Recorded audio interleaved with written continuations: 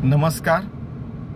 मना पाहता सत्य हे मृत्युभूमी, जिता बोलती सर्व ही जीव मीमी. चिरंजीव हे सर्व ही मानिताती, अकस्मात सांडून या सर्व जाती. मनाचे श्लोक 15वां श्लोक. यहाँ पे समर्थ रामदास कह रहे हैं कि हे मन, आप देखिए, ये सच में पूछे जाए तो पृथ्वी तल पर मृत्यु भूमि है. और आपने कई प्रवचनों में और कई सिनेमा में और कई महाभारत और रामायण के जो एपिसोड्स है उसमें ऐसा डायलॉग सुना होगा, ये तो मृत्यु भूमि है वगैरह वगैरह. ठीक है, सत्य है मृत्यु भूमि, लेकिन अंतिम सत्य क्या है कि हमारा जीव शिव होके परमात्मा से विलीन होना चाहिए, तभी हम योगी होके भक्त होगे. और होने के बाद योगी होके भक्त होके हमको नित्य मुक्तता मिल सकती है. लखत 84 फेरे के बाद हमें ये देह मिला है, मानवीय देह, तो उसका सार्थक करना चाहिए. ठीक है,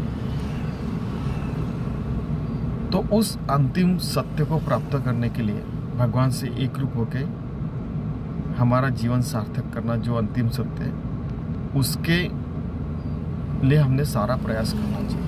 जीता बोलती सर्व ही जीव मीमी, क्योंकि अगर जीते जी हम लोग अगर मेरा ऐसा है वैसा है, मैं सबसे श्रेष्ठ हूँ, मेरे जैसा इंटेलिजेंट कोई नहीं, मेरे जैसा होशियार या अमीर या क्या बोलते हैं पावरफुल, यानी मेरे जैसा सबसे शक्तिवान कोई नहीं है.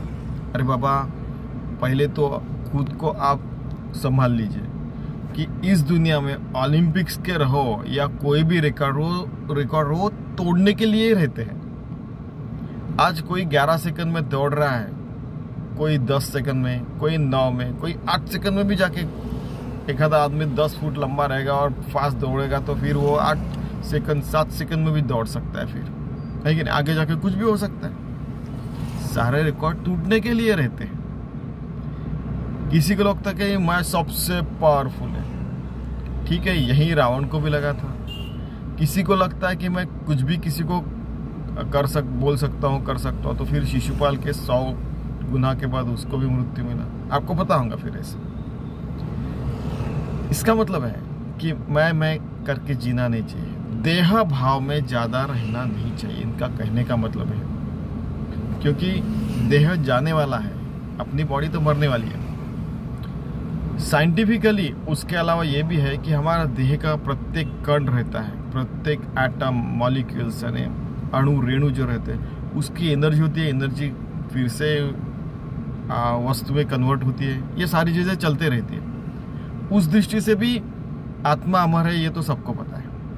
लेकिन इस देह भाव में, इस देह में कोई भी अमर नहीं रहा. फिर आप बोलेंगे कि सप्त चिरंजीवी अष्ट चिरंजीवी, वो भी है. आपको पता है कि अश्वत्थामा बलिर्व्यास हनुमाश्च विभीषण कृपा परशुराम सप्ते थे चिरंजीवी ना, सबको पता है. और 8वां अमर वो भी आपको पता है कि जिनके पास यमराज है, फिर वो महामृत्युंजय जब करने लगे और भगवान शंकर के पैर छोड़ने को तैयार नहीं थे, वो आपको 8वां अमर जो व्यक्ति वो भी पता होगा. ठीक है, लेकिन हर कोई अमर नहीं रहता. एक सैंपल बता रहा हूँ. दूसरी बात ऐसी है कि सबको लगता है कि मैं जीते जी मैं सब, अरे अभी तो क्या हमारी उम्र ही क्या है, 21-22 साल है, चलो हम एंजॉय करेंगे. काय का एंजॉय करेंगे? हमारे सदगुरु कहते थे कि असली एंजॉयमेंट तो अंदर में, असली दिवाली हर क्षण अपने अंदर में, असली ईद अपने अंदर में, असली क्रिसमस हमारे अंदर में है. हर क्षण हर घड़ी होली है, हर क्षण हर घड़ी विविध रंग हमें दिखते हैं. अगर ऐसे आंखें बंद की और खोला तो ऐसे दिखते हैं, वाह क्या ग्रीनरी है, वो देखो सफ़ेद है, आकाश देखो कितना नीला है. ऐसे सारी विविध रंग दिखते हैं. तो क्या हर क्षण हमारी होली नहीं है? अंदर में भी हमारे विविध रंग रहते हैं. अगर लोग सोचते हैं तो पता चलता है कि अगर आप ध्यान में बैठते हैं, नामस्मरण करते हैं, तो बहुत बार नामस्मरण के समय कई लोगों को बहुत सारे विचार आते थे, विविध रंगी विचार आते थे. उसमें हमने उलझना चाहिए नहीं चाहिए, आगे चलना चाहिए, ध्यान पे फोकस करना चाहिए। जैसे पढ़ाई के समय पढ़ाई के ऊपर हमने कंसंट्रेट करना चाहिए, जैसे अर्जुन का लक्ष्य रहता है वैसे। तभी हम लोग, हमारा जीव शिव रूप हो सकेगा। तभी हम इस मृत्यु भूमि पे सत्यलोक में हमारे मन के अंदर रह सकते हैं। तभी हम लोग योगी हो सकते हैं। तभी हम लोग राम राज्य हमारे मन में कर सकते हैं। नहीं तो हमारा मनोराज्य और मैं सबसे श्रेष्ठ वगैरह ये सारी चीज़ें चलते रहती है जिंदगी भर। हमें इसके परे जाना है और इस मृत्यु भूमि पे ही हमें सत्य, जो अंतिम सत्य है, शिव रूप से एक रूप होना है, वो हमें आचरण में लाने का है। चिरंजीव है सर्व ही मानिताती, अकस्मात सांडुनिया सर्वदाती। सबको लगता है कि मैं यंग हूँ तो अभी मरने वाला नहीं हूँ। अरे बाबा, कभी भी मृत्यु किसी को कभी भी आ सकता है। अकस्मात सांडुनिया सर्वदाती यानी अकस्मात कोई भी मर सकता है। अरे कल तो देखा था उसको, आज नहीं है, अरे ऐसा हो गया। किसी के बारे में हो सकता है, कोई वृद्ध व्यक्ति रहे तो अरे कल ही मैं दादाजी से मिला था, आज नहीं है, अरे है ना।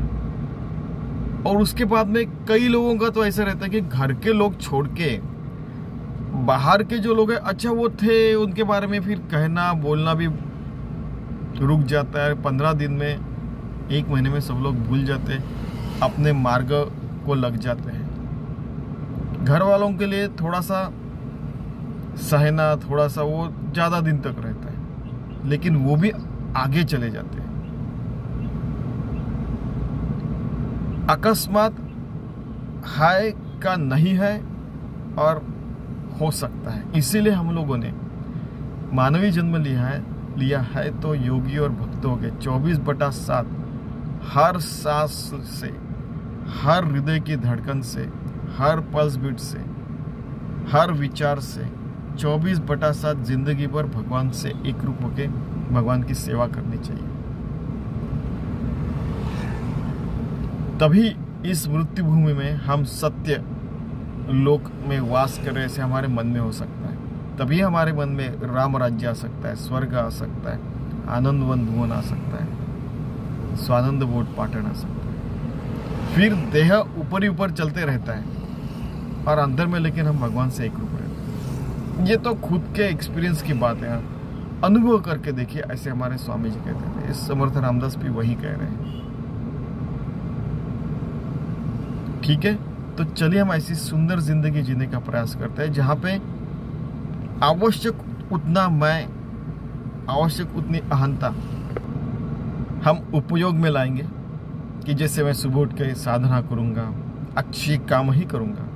वैसे भी 2% से काम होता है बुद्धि से, तो उतना ही यूज करके हम काम कर लेना चाहिए और बाकी का 98% भगवान की तरफ झोंक देना चाहिए।